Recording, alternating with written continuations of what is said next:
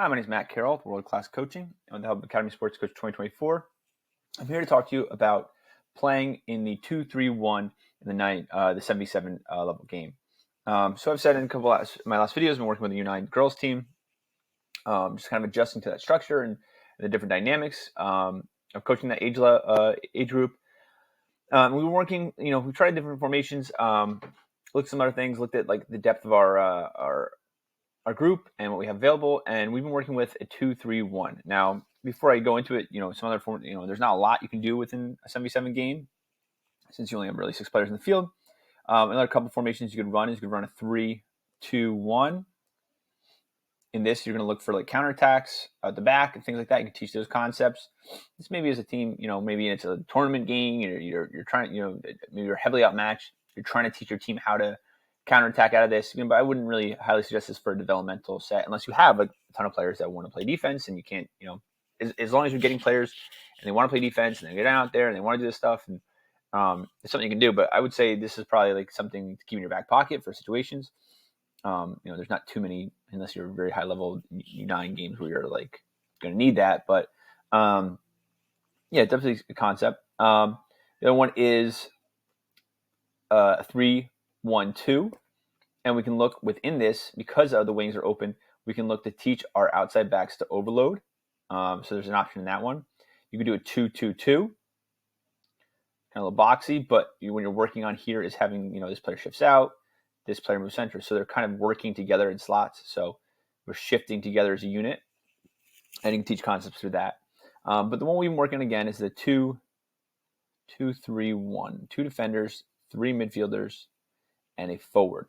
And I want to kind of just go over the roles these players have in this formation. And we'll start at the top. So forward, obviously, we're looking for them to break the back line, score goals, or play a target player to run for other players to run off of.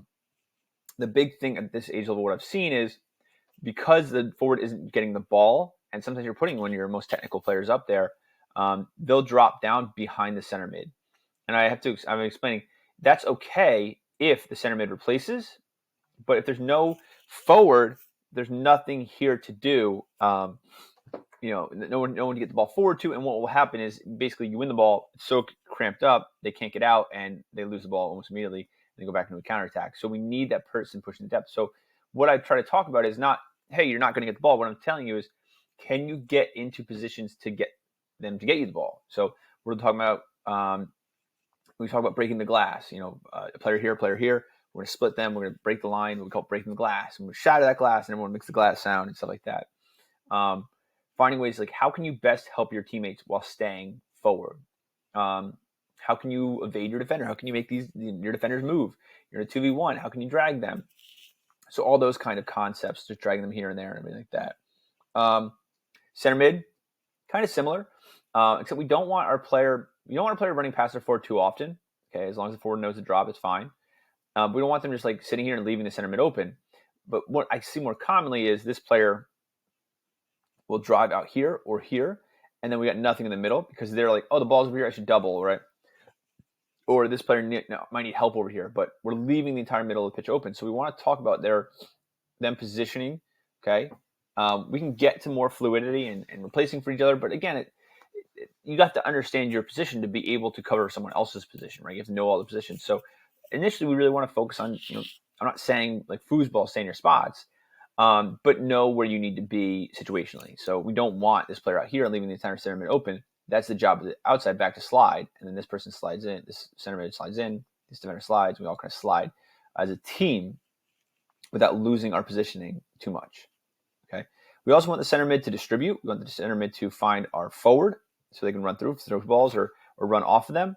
And what really we've been focusing on is getting our wingers wide here and sliding them through to get crosses. Because I think, again, like you see the goal, they want to go forward.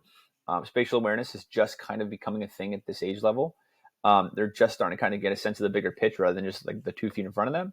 So we talk a lot about finding wide areas because what they'll do is they'll drive up the middle. It's very easy for the opposition to get compact. Once we start playing a couple passes up here, the center mid notices, hey, there's a lot more open space everywhere because there's a lot of ground for 7 opponents to cover. The more we open up, the more difficult it's going to be for them. Wingers. I talk about wingers this way is I want them to run in a diamond, essentially, initially. So ball side, you should look like this. Ball's in the middle, or your side, you should look like this. Here. Because what I'm looking to see is them get widest here, and then start working their way into the attack. Defensively, start working their way back into a compact defensive set. All right. So I try to teach this way, like the middle. When we're in the middle third, we should be getting wide, open things up. Attacking third, we don't want to stand in the corner flag. We want to start working our way in and being an attacking option. Defensively, we want to be compact. Now, that's for the ball in the middle or on the side. Now, I always talk about my non-ball side winger. I tell her, position yourself in a way that you can help or you can defend. So we don't want to be up here. We lose working the same diamonds set in the ball in the midfield. So ball's like here, we're here. Now we lose the ball. The entire area, because this defender's going to slide, is wide open. We want to be in a position that if we lose the ball here, we can easily just kind of slide back in the defense. But we're high enough that we can go in and go behind the defender's back and find a run into the attacking third. So it's similar, but it's a tighter diamond, or a tighter angle here. It's the same kind of angle we have here, but just a little tighter here. Because again, lose the ball, we're back in, winning. The defenders are going to be looking this way. We can delay our run a little bit because then we can make those runs behind them when they can't see us. We call it playing in their shadow. Now, defenders. I think initially I spoke with a lot of my players. It was get it out. And really, we wanted to work on, those are really great opportunities. When the ball's here, we just won the ball back. We're under pressure. For us to teach playing under pressure, for us to teach, proper passing technique, checking out, and giving ourselves, space to receive a pass, body shape, all that kind of stuff. And to our detriment, we've let up a couple goals, but the players have developed a sense of when we win the ball, we're looking to play to our center mid. We're looking to play to our wingers. We're looking to play back to the other defender as an outlet. And I don't preach don't play across the middle. Don't play across the middle. Play across the middle if you see it. All right. If you don't see, they score, we're going to talk about it. It's frustrating. It's frustrating for everybody, especially the parents. I feel they don't understand it. A lot of times, it's like, well, why would you do that? It's like because that mistake is going to pay dividends in the end. And I found that our ball playing defenders have become much more confident on the ball. They've ignited attacks. And there's some of the players that really, really get into 1v1 stuff. And then we talk about, within reason, you don't want to be standing on your goal line and, your three girls in front of you trying to dribble out of there. But developing that ball playing sense, we can't have players that are just not confident on the ball. We can't have players in the modern game that are, and I'm looking, 5, 6, 7 years, 8 years down the road. We can't have players that are just purely, out and out defenders anymore. We need players that can distribute, that can play out the back, that can, that can get out of a 1v1 situation. And the earlier we teach that to our defenders and say, I think my first game I coached, it was defenders here, offense here, and I'm just, yelling. I'm not yelling, but very verbosely telling them, close the gap. We want to be up. We want to be a part of the game. We don't want to sit back and be sit inside the goal. And I think, defenders probably hear that a lot when they're very young. And it's kind of a breath of, it's a hard habit to beat, but I think once they get the hang of it, they really do enjoy being a part of the attack and getting up forward and being involved.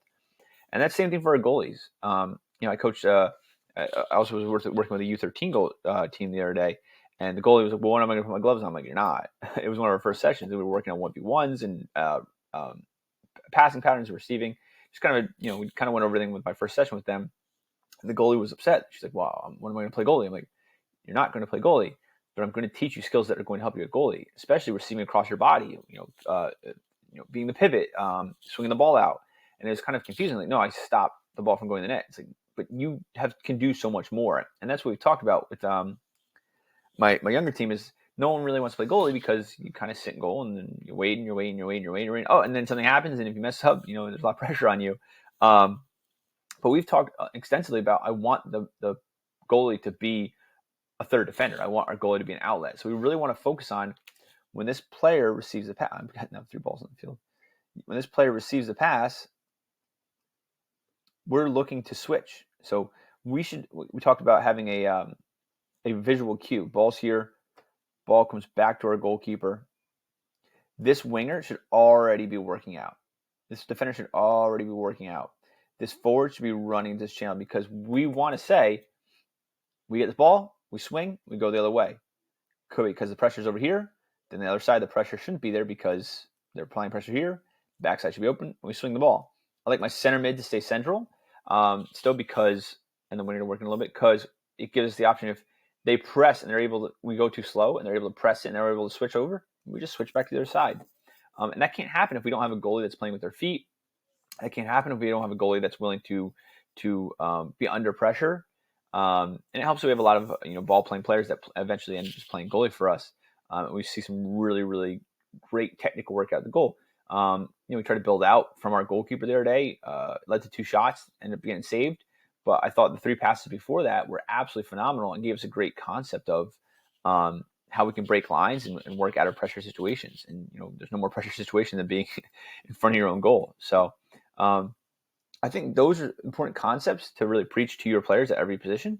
Again, you change things up depending on what you're doing formation wise. You have three center backs, you're going to want to do things a little differently than if you have 2. But I'd love to hear in the comment section some of the things you do with your teams and how you change things up tactically and how you're trying to teach to the 11v11 game eventually. How do you bridge the gap between that and explain to the players how this will look down the road in the future and how this relates to the overall principles of the game. So one more time, my name is Matt Carroll with World Class Coaching and with the help of Academy Sports Coach 2024. I hope your next session finds you well.